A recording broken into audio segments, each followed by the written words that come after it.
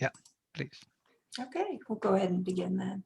So good morning, I'm Radhe, and I'd like to welcome you all to New Perspectives, which is an integral yoga platform sponsored by Auro University and Surat, India, and the Sri Aurobindo Integral Life Center in Surat and here in Fountain Inn, South Carolina. Today is the second in a series of webinars on the development of consciousness. The mother explained that in yoga, all is centered around one's consciousness. It is consciousness that is to be oriented, developed, and transformed. For this purpose, Sri Aurobindo and the mother spoke of 4 movements that are conducive to its development and transformation. The first is the ascension or heightening towards higher realms, including the superconscient. The second, its counter movement, is descension, or going down into the depths of one's being to connect the superconscient with the subconscient. The third movement, conducive to the transformation of consciousness, is deepening, or going within to uncover the psychic being, the soul.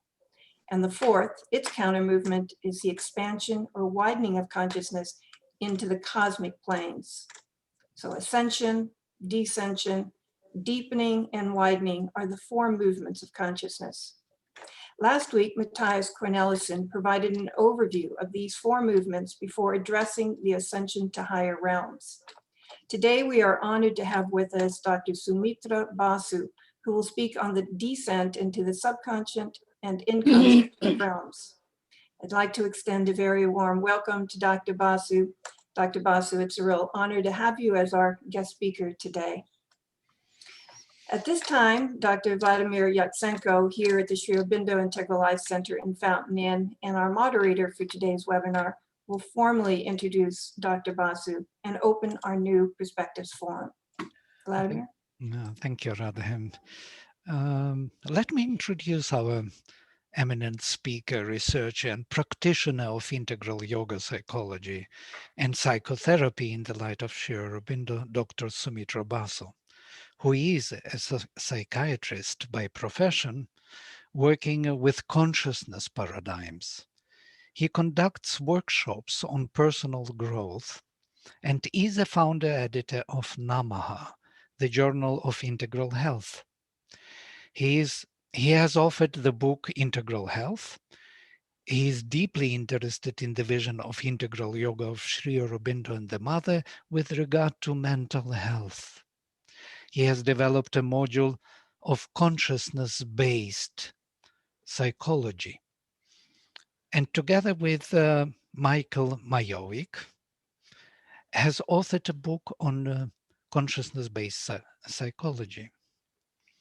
It is in a press now, so which looks at psychopathology and counseling from entirely new perspective that arises from the experiential teachings of Sri Aurobindo and the Mother.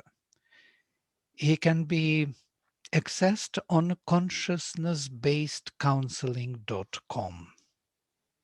So today is the topic of the utmost importance, the descent into and ascent from the subconscious and inconscient realms of consciousness, involution and evolution, the 2 fundamental concepts of integral yoga and the Vedic philosophy.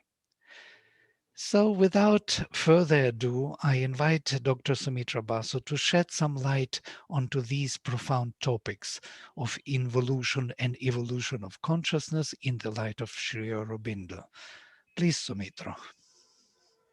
Thank you, and thank you all for inviting me to speak, especially on a topic which is very important, and it is also a topic which is very close to my heart.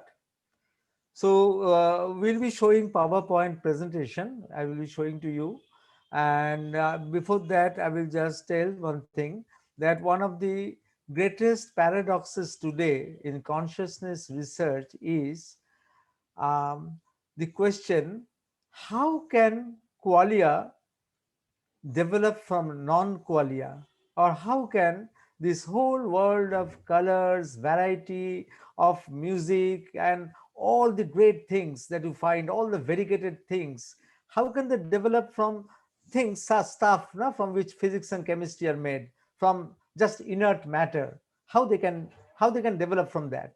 And that is what David Chalmers, which is one of the most important consciousness researchers, he tells that that is a hard problem of consciousness. Means that the science can solve all other problems, that how consciousness works and these dynamics, these mechanisms, by its applications. But the fundamental question, how can something so colorful, so vibrant, so multivariated, how can it arise from a mass of inertia, a mass of inert particles, from the inconscience? So that is a very important question, and that question has never been answered. And together with it is linked one fundamental question in metaphysics, which also has never been answered, that how one became many, how one became many. You see, even Swami Vivekananda, he has said that this, it has been always described that one became many by Maya, which we ordinarily call illusion. But then Swamiji said that Maya is a descriptive term. It is not an explanatory term. It just describes the process, it doesn't explain. And he said that for 3000 years nobody has answered that question, and if anybody answers it, it will be a great thing. And Sri Aurobindo has given this answer, and these two answers are related to these two great riddles. They are interrelated with each other, and we will see that how they can come out, how they come out. Of course, we'll be concentrating on the consciousness aspect at first. After some time, or maybe in the next session, we can go to the next with the next topic, how one becomes many. But both are interrelated, and to understand both, you have to understand the dynamics of consciousness as explained by Sri Aurobindo. Now, what evolves? What evolves? Does evolution takes place from something which is zero, from something which is blank? It is not like that. Sri Aurobindo explains that whatever evolves has actually been involved. Whatever is evolving has actually been involved. Or in other words, the superconscious has come down into the inconscience. The superconscious has come down into the inconscience, from where evolution will start. Now, it's a very difficult thing, extremely difficult concept. How the superconscious can come down? What do you mean by superconscious? How does it come down? What is the grammar? Does it come down like that, or it follows a rule, it follows a pattern, it follows a pathway, a trajectory? How is it? How is that possible? So we'll just go to the PowerPoint so that you could understand it a bit easier. So এটা কি করলি, করে দে কোনটা?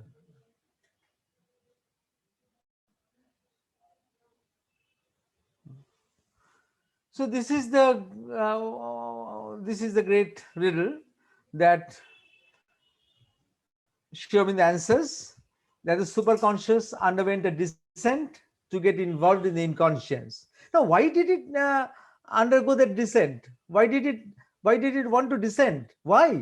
Now, it is very difficult to answer that question. One can say that such was his will, or in other words, in a roundabout way, might be something muttered, something expressed, let there be darkness. You see, when evolution will start, then the opposite statement will be issued, let there be light. But now when the descent is happening, then this was the will, that let there be darkness.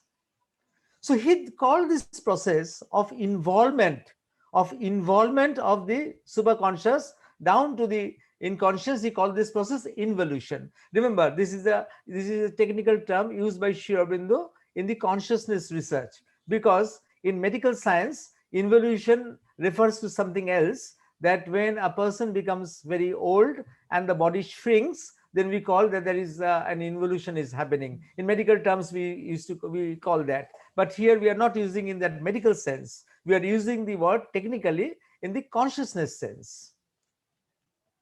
Now, what is going to come down? The superconscious is going to come down. What is the superconscious? The superconscious, what is the superconscious? What is going to come down? It is not something, it is not something very strange that is going to come down. It is something which has always been conceived, which has always been explored by great mystics, by great yogis, who have described that the ultimate reality, if it could be described in words, because you cannot always describe the reality in words, if it could be described in words, that ultimate reality was called Satchidananda. It is Satchidananda is a triune entity. Now, what do you mean by triune? Because it has three components: existence, which is Sat; consciousness, which is Chit; and bliss, which is Ananda. But these components are not additive. They do not add with each other. You see, that is that you have to remember. This is the same thing in three different poises. So Satchidananda has been experienced as is the reality which is experienced as Satchidananda, and it is unmanifest.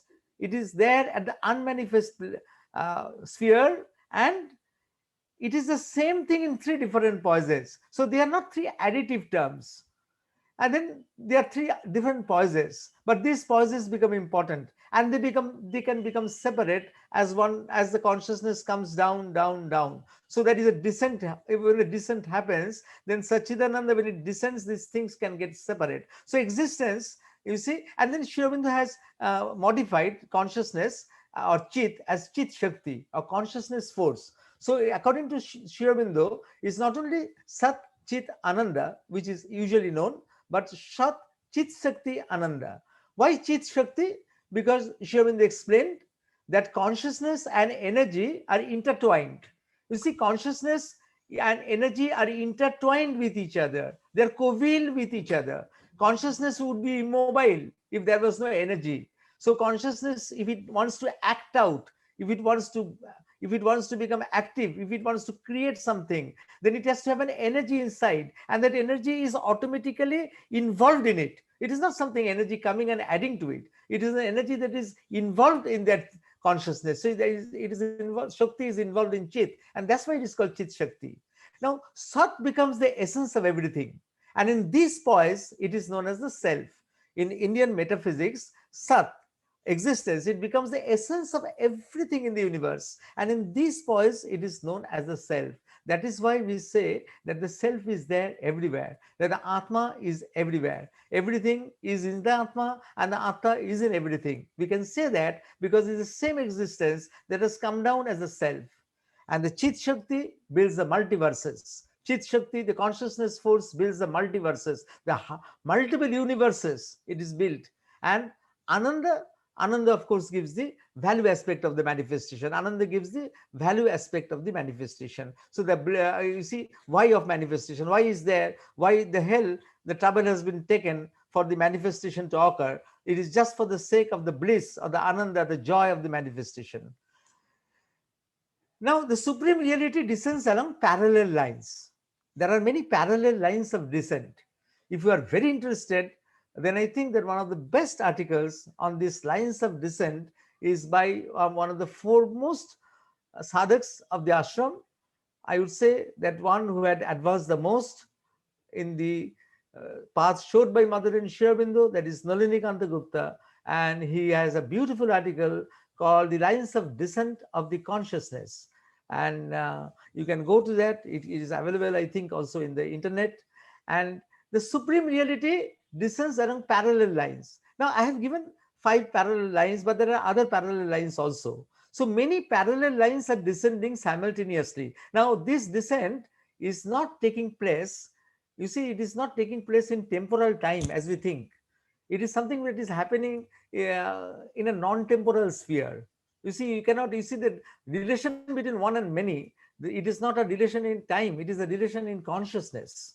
It's very difficult also. So it is in some other universe, something is happening. You cannot relate that with the way in which we relate time in this universe, or we understand time in this universe. So we should not confuse the temporal factor when we are talking about a movement of descent.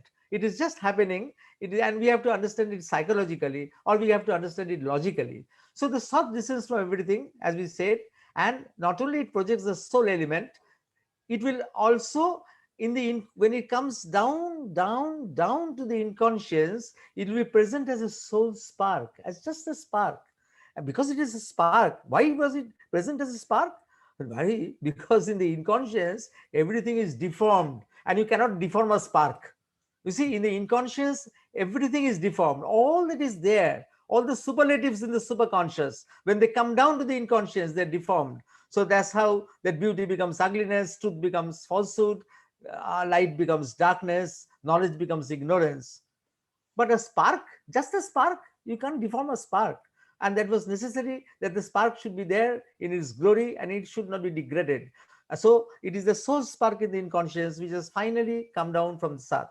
And the Chit Shakti descends along three different lines. There are three different lines of the Chit Shakti. Now, we will try to understand them, and we will not have much time for the third one. So one is the typal worlds. You see, when the consciousness force is descending, it is not descending in a haphazard way.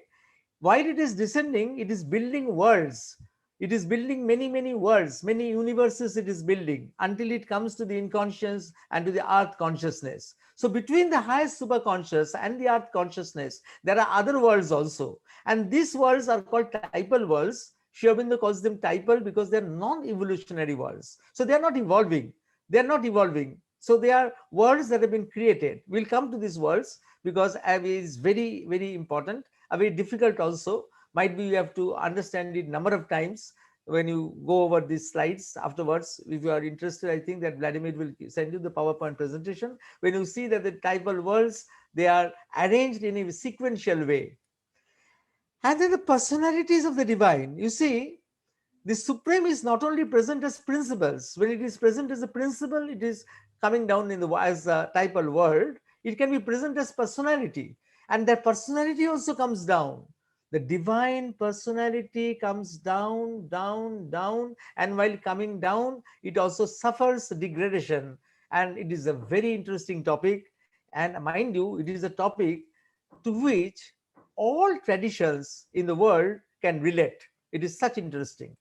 And then, of course, consciousness force can descend as an embodied being, as an avatar. But we will not have much time today for that. Only remember that the avatar is necessary.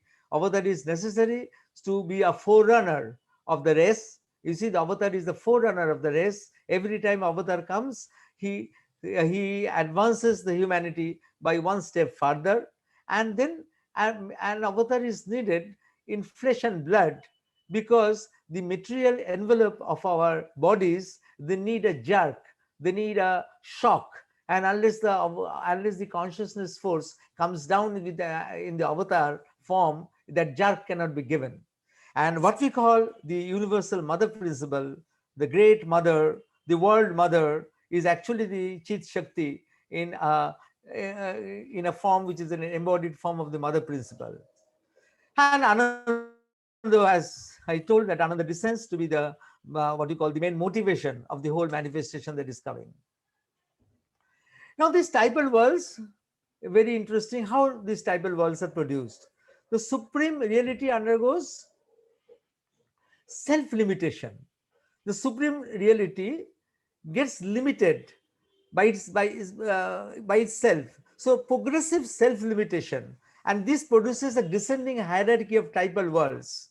Ultimately, they will culminate in the inconscious. So the supreme reality will come down as typal worlds, and these typal worlds, they do not have matter as a starting point. Because they don't have matter as a starting point, we can't perceive them through our material senses. We can't perceive it ordinarily unless you go to the inner being and develop inner senses. With our external senses, you can't perceive these worlds because they do not have matter as a starting point, and each world has the powers above it involved. So, and these are differentiated worlds. So there is the differentiated world of supermind, overmind, mind, life, matter. All things that will evolve are also present there as fixed planes, fixed types they are present. All those things that will, you see, life will evolve, but life is present at the typal world of life energy. It is present as a fixed type. So mind will evolve here in the evolutionary trajectory, but there it is present as a fixed plane. It is present as a fixed plane. And just to make a little bit of what you call, make it easy, this we just concentrate on this, that actually it is the one absolute which, while it is marching towards the multiplicity to form the manifestation, it becomes fragmented, it loses its suppleness, it becomes dense. And if there was no density, we would not have been produced, matter would not have been produced. And in matter, consciousness buries itself completely pulverized into mutually exclusive grains. And the supreme will, which had ordered the universe, no, that also undergoes a self obliteration, and it becomes a mere mechanized drive. But remember, even when it is a mechanized drive, it carries some memory. It carries some memory that it has come from the Supreme. That is why the electrons are not stopping. You see, otherwise the electrons can decide to stop rotating and the whole world will collapse. But the electrons are not stopping their rotation. They have a mechanical energy with which they go on, because the luminous will has come down and become that mechanical drive. So it is carrying, still that memory is being carried. Now, these non-evolutionary worlds, they do not progress, and whereas Earth is an evolutionary world, it is not perfect. You see, the typal worlds are perfect in themselves. The world of mind, typal mind is perfect. The typal life world is perfect. Earth is not perfect. But in the imperfection is the urge towards the many-sided perfection. Otherwise, evolution cannot grow. You see, for evolution to proceed, you have to have an urge to go make yourself more and more perfect. Now, the forces of the typal worlds, these are very interesting. So some represent powers of light, some represent powers of darkness. So some of these forces represent the powers of light. Some of these forces represent the powers of darkness. An aesthetic sense of human mind have given symbolic forms to these powers. The powers of light are symbolized as gods, goddesses, angels, heavenly messengers, holy spirits. Different religions, different traditions have different names for the same thing, for the same thing. And powers of darkness, of course, everybody has no controversy. All traditions have agreed on the powers of darkness. For the powers of light, we have differences in how we conceive them, whether we conceive them as gods or angels. But the powers of darkness, we are all same. Is the same devil, is the same Satan, is the same thing. Only in India, we have classified them in a different way. Osura, Rakshasa, and Pishacha, the beings of the mentalized vital, middle vital, and the lower vital. You have the elementals described by Theosophists. So it's the same thing, the forces of the typal worlds. You see that these forces are representing the powers of light and are representing the powers of darkness. And this is a difficult slide, but the personality descends. You see the supreme person who is the Purushottam. Purushottam means the Satchit Ananda is there. Sat is the knower, Chit is the doer, Ananda is the lover. And this knower, doer, lover, when it comes down into the supermind, because in the supermind has to manifest the unmanifest. It is where the programming takes place. How the one will become many, that programming is done in the supermind. And to do the programming, it has actually present the whole stuff in two ways. One poise of being and one in a poise of becoming. So that's Purush Prakriti. And they become the seed realities of Ishvara and Ishwari. And you see that Ishvara and Ishwari also have, they have also their seed ideas. They also give rise to seed principles of wisdom, strength, harmony, and perfection, which have again feminine and masculine, what you call, perspectives. We are not going into that. At the level of overmind, it is the abode of gods who are different poises of one godhead. Why at the level of overmind is the abode of gods? Just will come to the next slide when I will tell you, which is the psychological importantly, which is very psychologically important. So the supreme person becomes Purush Prakriti in the supermind becomes the Bayun reality in the supermind. In the overmind, it becomes the great gods. Between the overmind and the mind, it gets fragmented to become the lesser gods. The lesser gods are formatures who give forms to the expressions. And in the mind, the same person becomes what we are, ego-bound individual. And when this consciousness touches the vital, then the Osura, the perverse power, the intolerably arrogant, mentalized, vital power that comes. And when it comes further down, then you have the Rakshasa, the violent, insatiate hunger, which is represented in the Rakshasa. And along with the demon is the Demona, the guardian angels, the gods of beauty, delight, the Gandharvas, Kinnaras, Dionysius, Apollo. All these things are also there along in the feminine aspect of this middle vital. And the lower vital, you know that the Pisacha, the jinn, the ghost, the ghoul, the vampire. And when consciousness touches matter, then you have, then the personality becomes more fragmented to produce this kind of things which are known as imps, elves, goblins, gnomes, fairies, dryads, naiads, and ultimately inert particles in the matter. So whenever you have seen in mythology, whenever you have seen in the older stories and older things, or in the older scriptures, when you have found that all these things are mentioned, they have not come from fancy, but they have come from some experience, by the experience with which the great yogis, the great masters, they had contacted these tribal worlds, and they gave expression to those realities for us. So the Supreme Person is a triune reality, but animus, unmanifest. No? So to manifest, it must be represented as being and becoming in the supermind, which produces the seed realities: wisdom, strength, harmony, perfection, or the Ishvara, Ishwari. No? You know that as Ishwari, they are known as the Maheshwari, Mahakali, Mahalakshmi, Mahasaraswati. And as Ishvara, they are known as the Mahavir, as Balaram, Pradyumna, and Aniruddha. Now, what is the third paragraph I would want you to concentrate? The unity at the supermind, which was total, integral, and inalienable. At the overmind, it is that is a dilution. It becomes a harmony between one and the many. You see, the one and the many are inseparable in the supermind. Though it was decided, it was programmed that one and the many will manifest, but still they are in an inalienable unity.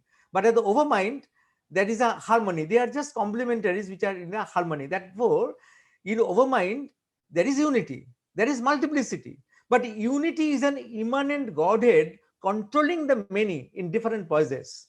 So in the overmind, unity is there, multiplicity is there, but not like the supermind where everything is intertwined or they are same. In the overmind, there is a separation, and in that separation, there is a separation, a psychological separation, where the unity is a Godhead which is controlling the many in different poises. That is, and this is the genesis of the overmind God. The overmind God is actually an unity that is controlling the many in different poises. It is the same thing. You see, you just understand it in a psychological thing. And then the great gods, they have also their derivatives. Now, the formations of the tribal worlds are expressive, not determinative. So each form represents a fixed principle of creation, and they do not evolve. And the powers serving darkness, falsehood, ignorance, they were given a chance to express themselves. They were given a chance so that it was needed for a full play of all elements before the supreme harmonization could occur. So a chance was given to them. Now, evolution is exactly opposite, but actually not opposite in that sense, because all powers manifest one after another in the earth consciousness. You see, it's not parallel to them, as because they are all hanging in the cosmic consciousness. The tribal worlds are hanging in the cosmic consciousness. So that is the tribal plane of mind, the life, the matter, everything is hanging there in the cosmic consciousness. But evolution is happening in the earth consciousness, and all powers are manifesting one after another in earth consciousness. That is why I said that it is opposite, but not exactly the opposite. And each higher plane, of course, indicates the preceding planes. Now, there are two motivators for evolution. You see, Soumitra, can I interrupt a little bit there? There is a question here, because you went through involution of the typal worlds very fast. So there is a question to clarify the three forms of Ishvara, and if you could just a little bit kind of go back to one slide back, and from there you again come back to the evolution slide of previous slide. Yeah, this of Ishvara and Ishvari, where you were mentioning.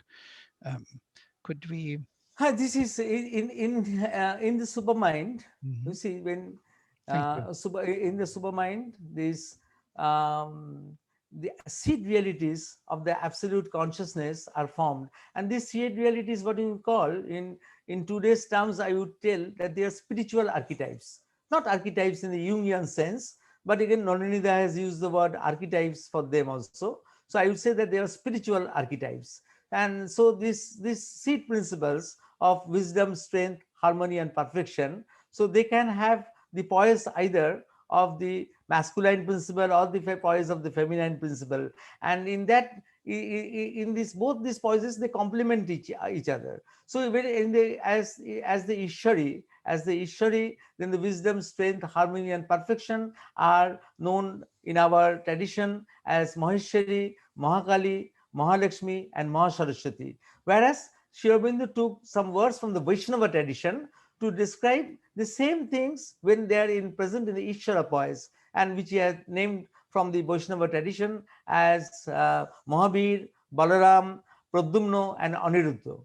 So these are the archetypes. If you see from psychological point, and if you forget these metaphysical things, it's just the seed realities or the what you call the real ideas or the main what you call the seed principles, which will be necessary for programming the manifestation. What is the supermind? The supermind, actually, you see that I said that how one became the many. One became the many because in the supermind there was a programming done, and that programming, that Satchitananda was programmed to manifest. And to program to manifest the unmanifest, when it is programmed to manifest, then the first thing that you have to build out, you have to bring out are the spiritual archetypes, which will be on which will be acting as the templates for the whole manifestation to occur. So we see in that psychological way, again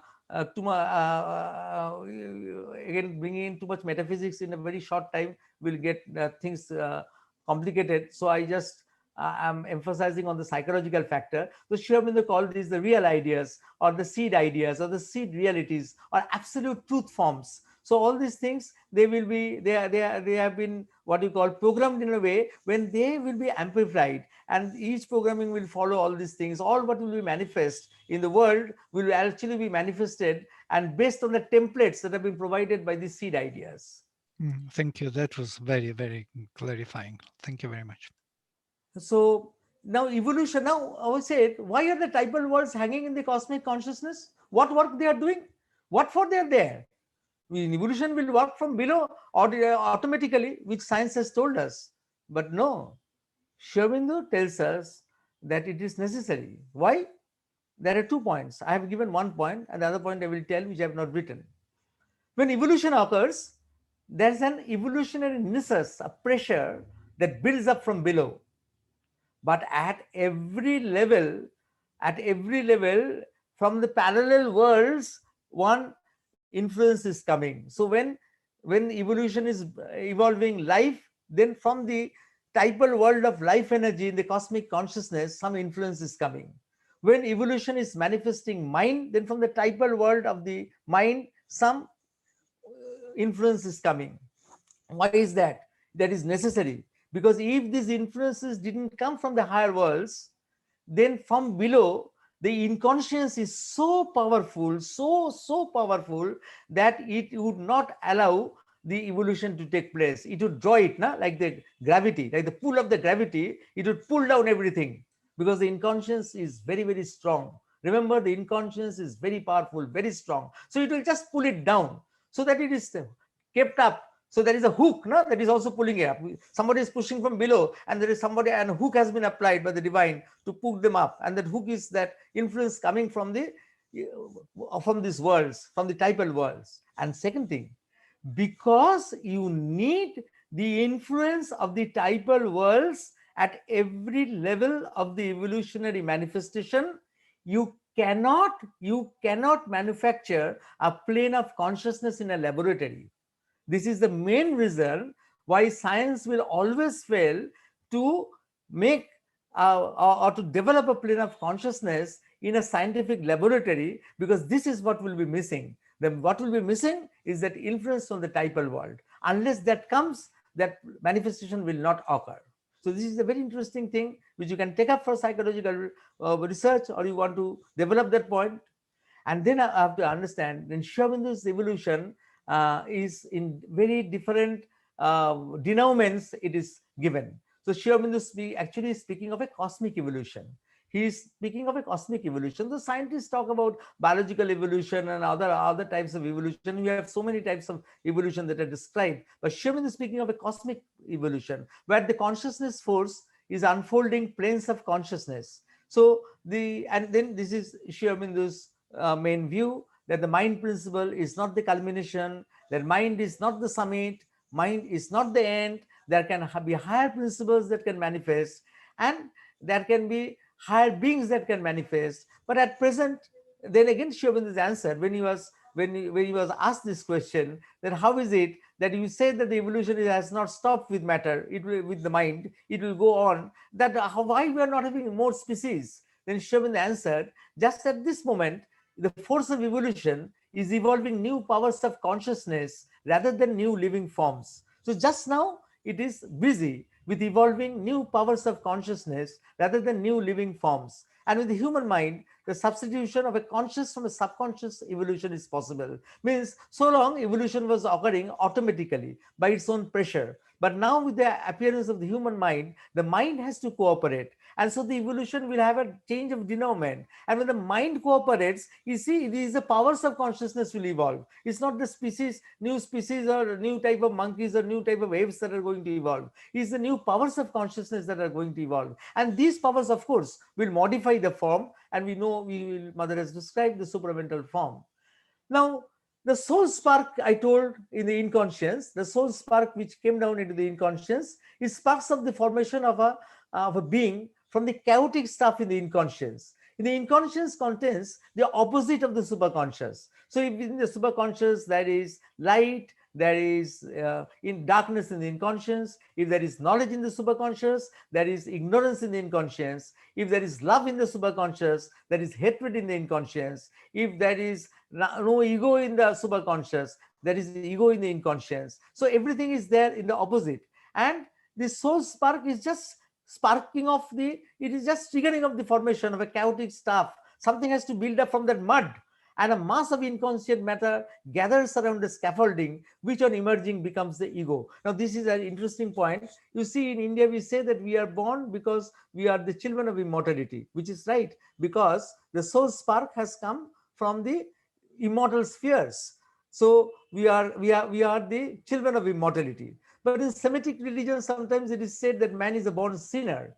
So there is a partial truth in it, because when we are actually evolving, we are evolving from the chaotic stuff in the inconscious, which contains all that falsehood, all that darkness, all that mud, all that what you call all the mire, and all that negative things are there, falsehood and suffering and ignorance and death, all there are there in the inconscious. And from there something is being formed. So we are beginning from all the negative things. That's why when it is said that we are a born sinner, there's a partial truth in it, but the actual truth is that we are born from the immortality, because we are children of immortality, because if the fiat or the dictate had not come from above, the evolution would not have started. Now this soul spark is supporting the scaffolding. The scaffolding is actually becoming the ego. The scaffolding around which the matter is being organized becomes the ego, and the psychic being, the soul spark that supports from behind, it grows into the psychic being through many births.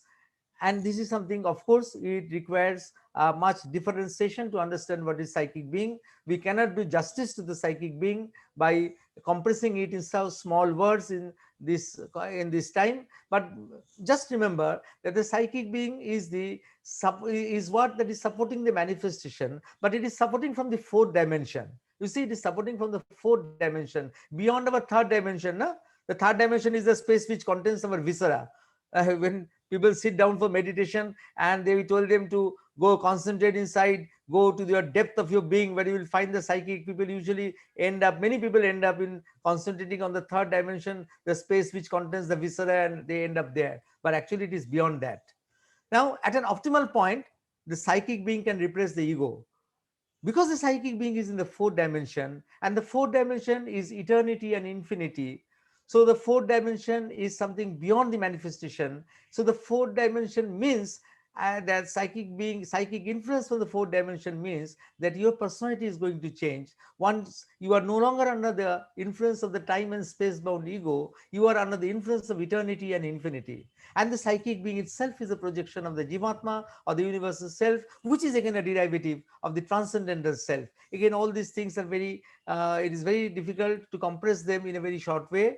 But without talking about the psychic being, we cannot talk about Sri Aurobindo's evolution. Now, the psychic being, it will carry the deepest imprints which will outgrow the individual lifespan. You see, this is one of the most marvelous things in the evolutionary trajectory of Sri Aurobindo, that consciousness will outlive the individual lifespan. Now, how it will outlive? How it will outlive? Because the deepest impressions, the deepest impressions in our life, only they are there, they will be kept in the psychic being. You see, everything will not be kept. Most of the things in our life, they will go in the cosmic waste paper basket. Deepest impression. If I ask a 50-year-old person, can you name 10 events which have the deepest impression on the inside of your inside? People fumble. People cannot even tell 5. Perhaps the first time one saw death. Perhaps the first time one saw the Himalayas, the Himalayan peaks. Perhaps the first time one fell in love. How many? You can tell. Even in 50 years, the deepest of the deepest impressions, you will have only very few. So these will remain in the psychic being, and as memory templates. When a person has passed away, when a person has been dead, but the psychic being will carry the memory templates in the cosmic consciousness, and it can influence not one person but many persons. Again, I think Vladimir will one day surely agree to have a special program on rebirth, where it will be seen that how Sri Aurobindo's rebirth is totally different from the usual consensus of rebirth. So that is a memory template that has been memory templates which were there in Beethoven's psychic being, which is there in the cosmic consciousness, can influence many people who are open to Beethoven's music. Beethoven's music, you see, Beethoven's last words were while he was dying, that I shall hear in heaven, because I think he was aware of the eternity and the infinity of the work that he had done. However, a powerful transcript can be transferred to a particular evolving being. A very powerful transcript can be transferred to a particular evolving being. So in that way, one psychic being which had been very worked upon, which was worked upon very nicely, very delicately, very consciously, can be transferred. That it will produce a transcript that can be transferred in toto to somebody else. But otherwise, usually what happens is the memory templates of the most beautiful events in the life are kept in the cosmic consciousness to influence others. So that, which means rebirth is not an individual phenomenon but a cosmic phenomenon. And this is where Sri Aurobindo is different. Sri Aurobindo has emphatically said that the old concepts of rebirth have too much dwelt on individuality, but actually he sees rebirth as a cosmic phenomena. So one enters birth not in an isolated way, but in the life of the whole, and thus inherits the life of the whole. So one enters birth not in an isolated way. Ram doesn't become Sham, Tom doesn't become Dick in that way in which you think, but it is my psychic memories that are there in the cosmic consciousness, and they enter into the cosmos again in a different life. And so one enters in a way that one inherits the life of the whole. The very interesting thing. Now, where do the descendant ascent culminate? See, it was traditionally believed that the individual soul dissolved in the spirit. You see, Mother has built on this in the agenda, that only Sri Aurobindo has got a different viewpoint. It was always believed that the individual soul is ephemeral and it is going to dissolve, it is going to merge, it is going to melt into the super soul. Only Sri Aurobindo has a different view. Only Sri Aurobindo has a different view. You see, Sri Aurobindo is unique. And this uniqueness has many perspectives. One of the greatest perspectives is this view that the individual retains his uniqueness as a psychic being, and it joins with the Jivatma in a new denouement. So it doesn't dissolve in it, it doesn't merge in it, it doesn't get lost in the greater soul, but it just joins with the greater soul in a new type of arrangement, new agreement. And this joining takes place in the supramental consciousness. And what happens? It results in the supramental personality becoming incarnate in the physical body. So that is a very great goal of the evolutionary trajectory that Sri Aurobindo has presented to us, that the supramental personality can become incarnate in the physical body. Again, we are doing injustice to the word supramental, because to understand this sentence, we have to understand what does Sri Aurobindo mean by the supramental personality. But just remember that it is the summit of the present evolutionary cycle, when a human being will grow into the what you call the image of the divine. So matter becomes radiant and the human being becomes a living form of the divine. So the supramental personality, in very short, is that matter becomes radiant, so the human being becomes a living form of the divine, and one crosses from ignorance to knowledge. Now the mother. Dr. Basu, I'm sorry to interrupt. We're getting multiple requests. If you could just kindly slow down. I think many of the participants are struggling to keep up with your. Oh, I will just finish because this is the last slide and then I will come back. Otherwise, time will not make. We just end this, give this last slide. After that, there's a quote by Aurobindo, and then Yeah, I can please, come please. back. So now the mother had once had a very powerful spiritual vision, which she confided as late as July 1st, 1970, and she was wondering what will be the template of the new being that she wanted to form, the new being that will be evolving. What will be the template? And because she didn't want the inconscience to be the beginning of the new being, because the inconscience would bring in the stain, the inconscience would bring in all the imperfection, the inconscience would bring in, would throw all what is negative.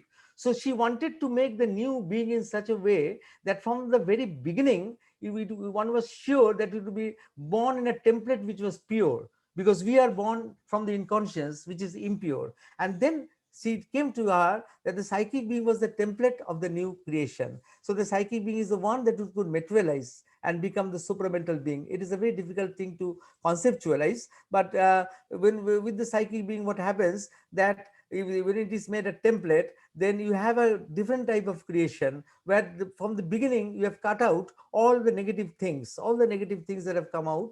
The old creation started with the ego as a nodal point around which life was organized. The new creation has to be organized around the psychic being. So this is, we'll go back again to what Radhesh said, that this was again, I would say that the soul spark that was there in the inconscience through many lives, it grows into a personality, a soul personality, which is called the psychic being. And the psychic being is there in the fourth dimension, and it can come forward, it can rule us. And for the psychic being, it carries the deepest imprints of our whole life events, all our memories. Most of our memories are not carried from one life to other life.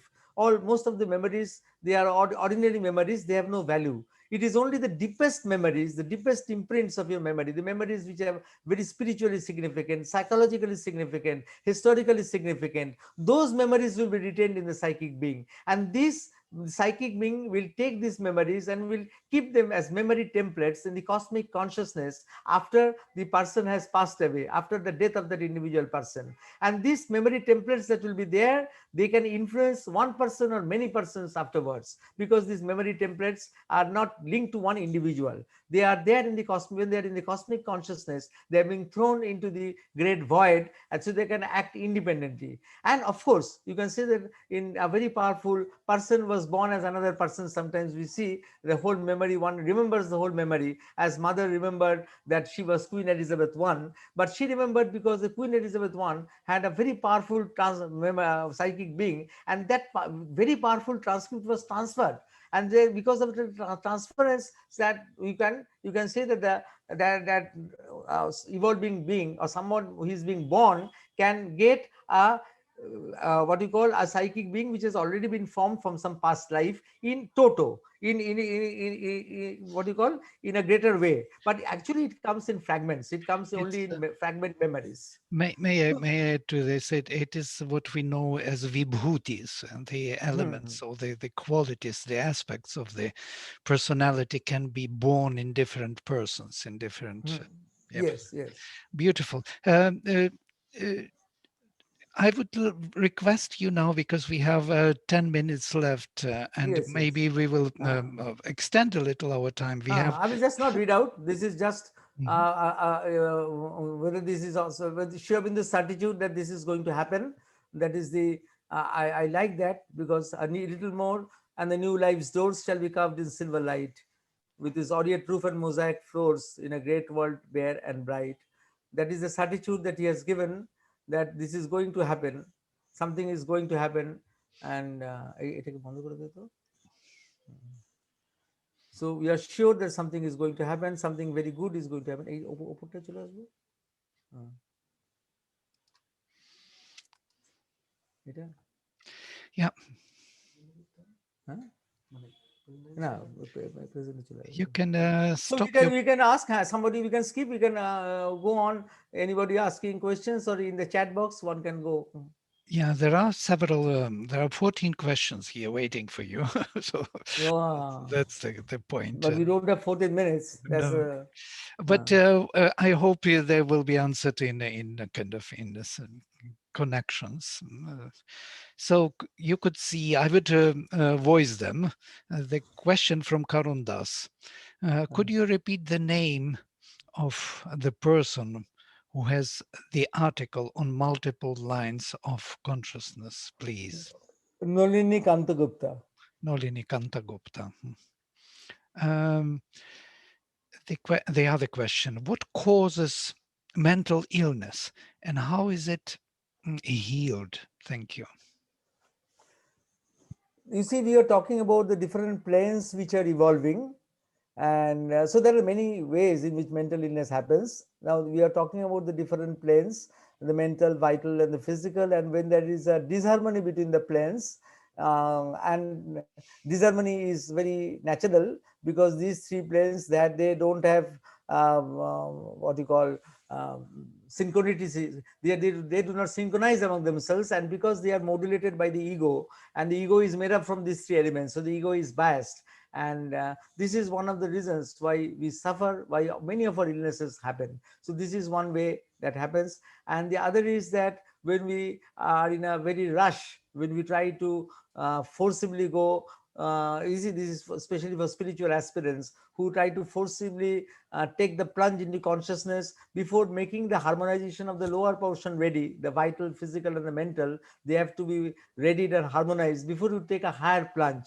Now, before that, if you take a higher plunge, then you are sure that you are going to be ill. Then there is other reason. We are talking about the outer personality. Behind the outer personality, there is an inner personality, and there is a mismatch between the outer and the inner personality. Then also one can become mentally ill. So again, in the gap between the outer personality and the inner personality, there are intermediate zones where one can get lost and can be mentally ill with delusions and hallucinations. And then you have, from the cosmic consciousness, you have influences coming inside your inner being, and you don't know how to modulate them, you don't know how to deal with them, and they can cause a lot of disharmony, and they can actually cut off the soul from the rest of the being. It is a very complicated thing, but it requires a very separate session to understand consciousness and the way consciousness produces problems in the system, and especially the mental problems. Yeah, there is also a question from Mona Singh. Relation between one and many is not relation in time, but it is relation in consciousness. Consciousness. Could you kindly explain this? Because you see that our conception of time is that our conception of linear time is our very easy way to understand things, which is actually not the truth. At every moment, the past, present, and future are present together. You see that we are, because we don't understand things, we try to divide linear time into past, present, and future, but time is actually circular, time is global, and time is simultaneous. Things are happening simultaneously, not successively. That to understand, make that point, that all these things are happening actually simultaneously. They are happening, they are not happening successively, that we will understand them in terms of linear time. So the one is always there, the many is always there, and only it is the poise in which you are in, from where you are seeing. You can see the whole thing from the poise of one, you can see the whole thing again simultaneously at the same point from the poise of many. So then you have to go understand, for the proper answer of this question, you have to understand what is integral cognition.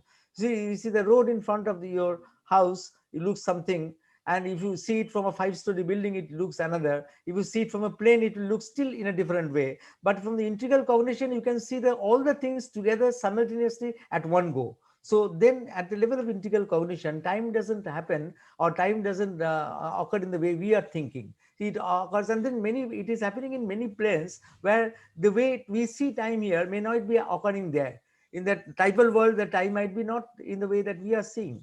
So many things are happening. You can't understand things in a temporal way. So it's a non-temporal way. It's better to understand these things in a psychological or in a logical sense. Logic of the infinite. You will say not logic of the rational mind, but logic of the infinite. Beautiful, thank you. There is a related question here. The typal world is unchanging.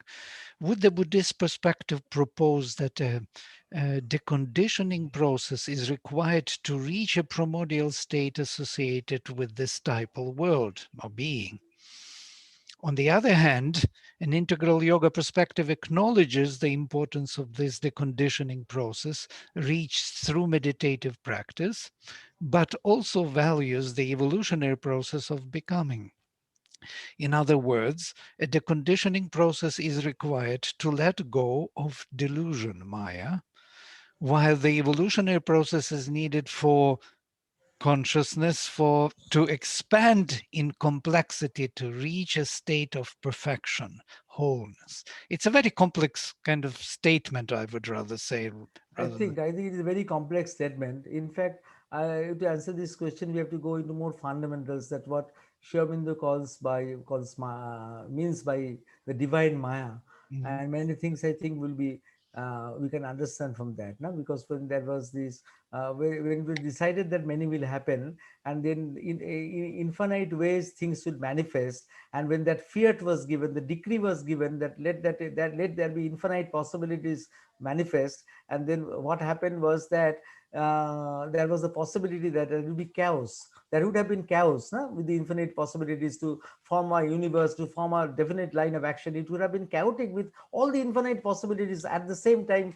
manifesting one after another. So there was a divine law which was actually making things happen just in the proper place. And this divine law that was making things happen in the proper place is the higher Maya or the divine Maya, which Sri Aurobindo says, but which others I think don't appreciate.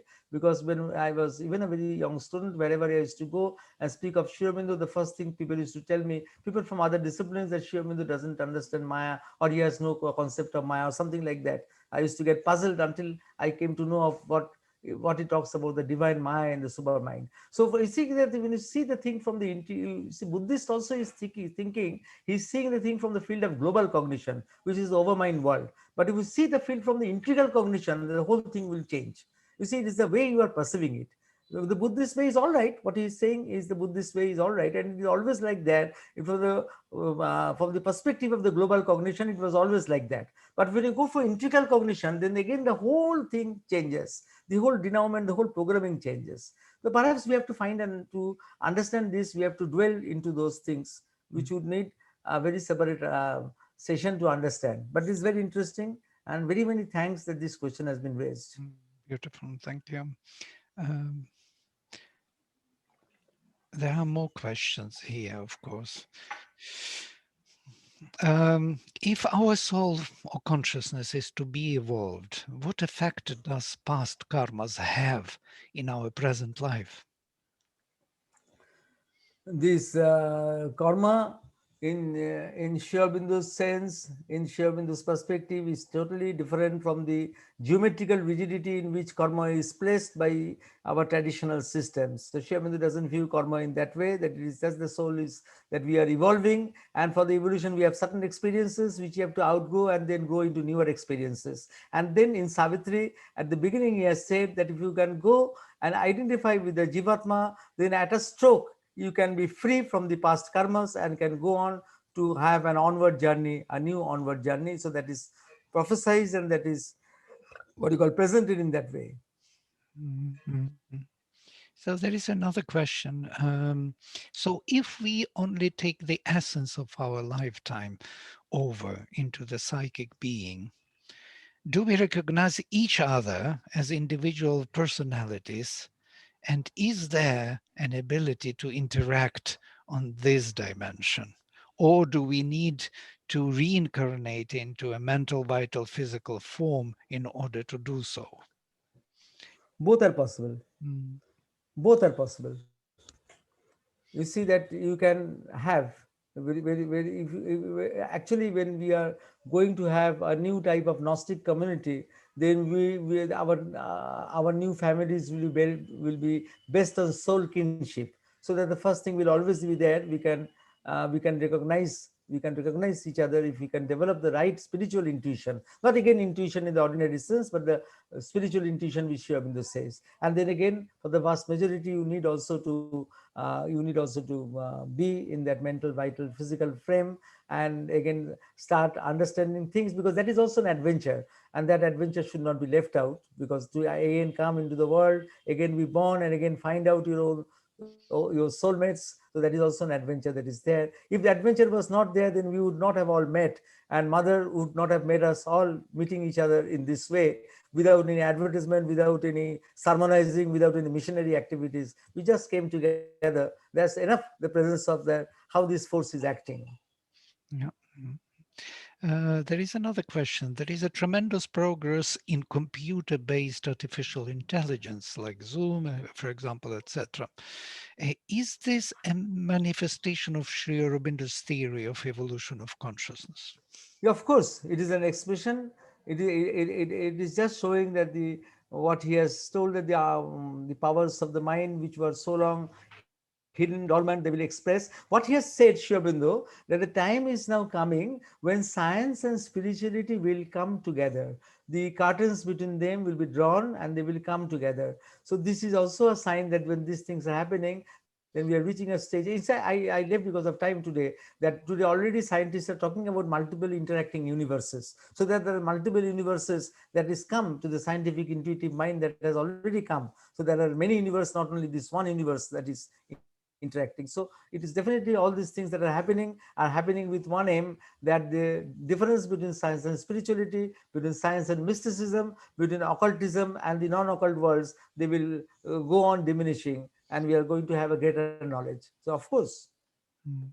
I would say that this is, in fact, this is happening at a time when people are understanding Sri Aurobindo. You Mm. see, many people tell why Sri Aurobindo was not read. Sri Aurobindo had written these things 100 years back, but the global mindset was not ready. The Mm. global mindset had to shift from a linear to a non-linear way of thinking. Only then, at a mass level, Sri Aurobindo's ideas could be spread. That is happening just now, and this artificial intelligence is also an index of that thing that is happening. So this is producing a state where the mindset is now ready to take Sri Aurobindo. This is one reason why people used to get disheartened that people masses are not understanding him. Well, at the time he was not ready. You see, it took 100 years after he wrote all these things to consolidate in the earth consciousness. And for the mind, the global mindset is just now changing. You can see that in our youth. It is changing from the linear to the non-linear way. They are wanting to have truth from all sides. The best example is that the children are now open to Harry Potter. 30 years or 40 years back, no? Even in Calcutta, with much Russian influence. No? We had so much Moscow books in Russia, from Russia 40 years back. Who would have thought that people would have read Harry Potter? You would have told them that they are non-scientific stuff. But then you see that that is interesting, because it ranges on the occult, and the mind is open to that. So and everybody is happy to read that. So this is a sign of changing times, and this artificial intelligence also is bringing us to that point where definitely the mind is coming to that plane where all this complex thought of Sri Aurobindo will now be understood. Because Sri Aurobindo's thinking is global. You have to understand why Sri Aurobindo's thought is so difficult. Because for the last 2000 years, you see, Buddha, Socrates, and Confucius were more or less contemporaries in the world of thought. And their ideas have nourished the world for the last 2000 years. All movements that have happened also had seed ideas in those thoughts. But only it is now that a new paradigm of thought is occurring. And that's Sri Aurobindo's thought, which is a multi-leveled, global, what you call different type of integral thinking is happening. And for that, also the things at the ground level are also changing. And they're changing fast. Mm. Mm. There is a interesting question. Where do Sri Aurobindo's devotees go when they die? Great talk, thanks. They can go to hell also.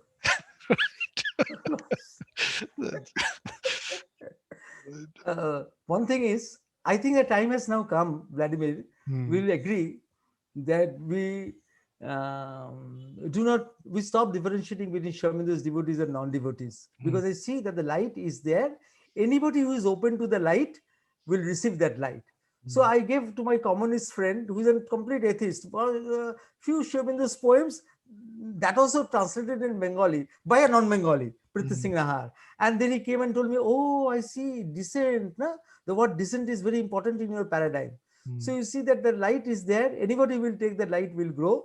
And unfortunately, I see that many of our people who are stamped as devotees are a bit might not be that open.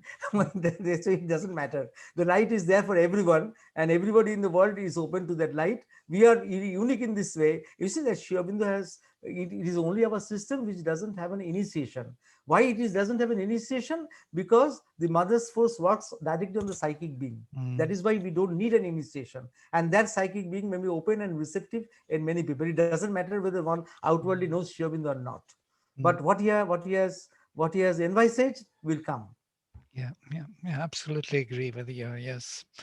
Thank you. Really a great and profound overview. Lots of to reflect upon. Very much interested in the role of the psychic being in the evolution and awakening of the human consciousness.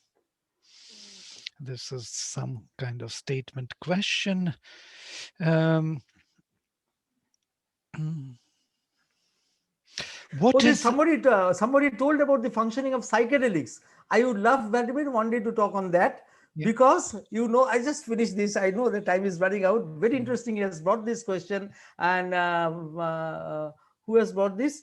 Stefano. mm, Stefano has brought this question. You yeah, see, in 1967, we had the Summer of Love, where everybody gathered in San Francisco, all the youth, to question everything and to question anything, to mm, question everything and to question anything. And 1 month before that, 1 month before the Summer of Love, the mother had an LSD experience without consuming LSD. She had an LSD experience, and me and Michael have analyzed that experience fully and the meaning of that experience. And we're surprised to so know that only now the researchers are agreeing to what the mother said. mm, So she had the total psychedelic experience because she wanted to know. Well, at that age of 87, that mm, also at the age of 87, sitting there in the 18th April 1967, a month before the Summer of Love, she's experiencing what is going to happen with the Summer of Love. mm, Incredible. And then we have a separate session on it. It will be very enjoyable. And actually, it is a supramental experience. It's a mm, very great supramental experience, how the psychedelics came. And it is only after the Summer of Love that the Transpersonal Psychology Journal came into being. So it was so powerful, so very powerful movement. mm, yeah, great. When do you feel the supramental being will come into physical manifestation? Very difficult for me to say. As we say that we can't say things in time. As physical transformation, we can only say that it has been told to us that it will take about 3 centuries for the physical transformation to take place. But what we can say that already people have become very conscious of the physical consciousness. People have become conscious of the physical consciousness, and you see suddenly with this pandemic, people have all over the world have become a 1 degree. Suddenly they have been elevated to in the level of hygiene or level of protecting their body. So all things that are happening, they have something or the other they have in common. And Ishvara in 1926 was asked that how will we know that the new age is coming? In the evening talks, he answered that before the new age comes, there will be two things. There will be a huge increase in natural catastrophes. Huge increase in natural catastrophes, which you see in earthquakes, and the pandemic is also a catastrophe in that sense. And there is a huge increase in mental patients. Mhm, Of course, that that is by 2020, already we have entered in 2021 an age where depression has become the second disease in the world. mhm, mhm. So it is an indicator that there are positive signs, what Shivabendu said, that things are moving also. All right. There is another question. How does one access the fourth dimension? Thank you. Oh, that one has to learn. That one has to learn. If you sit in meditation, I think the very simple thing that will tell you, when it's simple, when we sit in meditation and we concentrate on our inside, like that, you see that when we concentrate, two things happen. Either we go into inertia and we think that we have reached a big thing, or we can say we reach a substratum ego. Mother said a substratum ego, and we think that we have reached our self, our inmost principle, whereas you have reached the after the ego has been left, something residue remains. that which mother called the substratum ego. And then when you go still beyond and you think that we have to do something very spectacular, we usually, because our vision is limited and we don't have time, we end up feeling something in the depths of the third dimension, the space which holds our viscera. Then I will tell you that go just behind that. So it is that it is not limited by your third dimension. The fourth dimension is something still beyond, so that as if you are in the, if you are in the space and there are two spaceships, so you have to travel from one spaceship to another spaceship. In between there will be the cosmos. So like that, there is a cosmic consciousness between you and the fourth dimension. Like that, you have to cross over. So it is something of experience. One have to experience. Of course, it gives these fillers by mother's grace. It gives these fillers. It gives this, his presence is announced in ways, in roundabout ways. But then also we have to strive in our own way. We have to concentrate in the right way. Mhm. There is another question statement. There seems to be a big difference between transhuman from the perspective of artificial intelligence and superhuman from the perspective of integral yoga. I would say that please repeat that question. Um, there seemed to be a big difference between transhuman from the perspective of artificial intelligence and superhuman from the perspective of integral yoga. Of course, of course. That transhuman and the superhuman because the superhuman experience is coming from very different level from the creative consciousness it is coming. So that is why it is very different, because it is coming from a different sphere. It is coming with our all our gadgets and all. We can reach a little bit uh, beyond the higher mind. We can just touch the intuition, but beyond that we have to do, that is the discipline, that is the realm of the mystics. From there you have to go, and the supermind is totally different. It is again a different realm, again beyond the overmind. So then we can understand that it is coming from a very the supreme creative consciousness, from where the programming is made, that the creation will happen. So that you cannot translate easily into our ways that we look from below. When you look from below upwards, we can't come to that. So that you have to go to that plane and you can look from there downwards. Mhm. There is also another question. Are the Jungian archetypes relate to typal in Sri Aurobindo's terminology? Not exactly, except the lower in the lower typal beings. In the lower typal beings, there are some similarities you can find, which because there are these archetypal in the lower worlds. In the lower worlds, you will find that these archetypical realities which are there, they can are, of course they are reflected in Jungian things, but not the entire thing. The Jungian cosmic Jungian the collective consciousness is a very small part of the cosmic consciousness. The cosmic consciousness in Sri Aurobindo's vision is a very big thing, and the topmost part of the cosmic consciousness, the supermost part, is the overmind, and below down below is the inconscious, and the inconscious, it transcends the Freudian inconscious, it transcends the Jungian collective unconscious. So it is just Jungian collective unconscious is reflecting a one part of the cosmic consciousness which has been envisaged by Sri Aurobindo, and that of course the typal worlds and forces there, they also come into that territory. Mhm. Wonderful. So I think we could, sorry, we cannot answer all the questions. There are many of them. We will copy them and we will send to Dr. Soumitra Basu to review them and to answer us back. So please be patient with us. We cannot answer all the questions and they are coming up more and more, so we cannot really refer to all of them. So thank you very much, Soumitra Basu, for this beautiful and interesting and invigorating presentation, which is, I'm sure it is bringing so many questions into active consciousness, and we are all interested to explore ourselves and our existence in this world, because it's very rich, multidimensional, and very meaningfully projected by Sri Aurobindo. And studying his works and diving deeper into our spiritual experiences, we may discover a totally new vision of the world and evolve into these higher levels of consciousness. Thank you for this wonderful exposition, and I hope we meet again and explore more on rebirth and other questions which we are very much interested in. Yes, and I would just like to say a couple things here before we end. I do too also would like to thank you, Dr. Basu. And we've had over 200 people register for this webinar.